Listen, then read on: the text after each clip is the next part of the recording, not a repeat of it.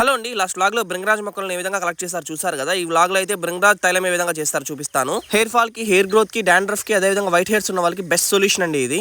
కోసుకొచ్చిన భృంగరాజ్ మొక్కలను వాటర్ తో బాగా వాష్ చేసుకోవాలి. తర్వాత ఈ విధంగా మిక్సర్ జార్ లో వేసి బాగా మిక్సీ పట్టించుకోవాలి. కొద్దిగా ఆకును వేసి ఈ విధంగా ముద్దగా మిక్సర్ పట్టించాలి. చూసారు కదా నా చేతి ఎలాగ బ్లాక్ అయిపోయిందో అప్పుడే. ఈ విధంగా దంచుకున్న ముద్దను ఒక కాటన్ క్లాత్ లో వేసి బాగా ప్రెస్ చేసుకున్నాం అనుకోండి, దీని నుంచి మనకు ఆకుపసరు అనేది సపరేట్ అయిపోతుంది.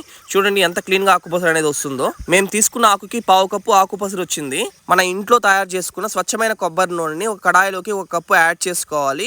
ఇందులోకి 1/2 కప్పు ఆకుపసరు కూడా యాడ్ చేసుకోవాలి. ఆకుపసరు వేసిన వెంటనే ఆయిల్లో మిక్స్ అవ్వదు. ఈ విధంగా ఒక గరిటతో మిక్స్ చేస్తూనే ఉండాలి.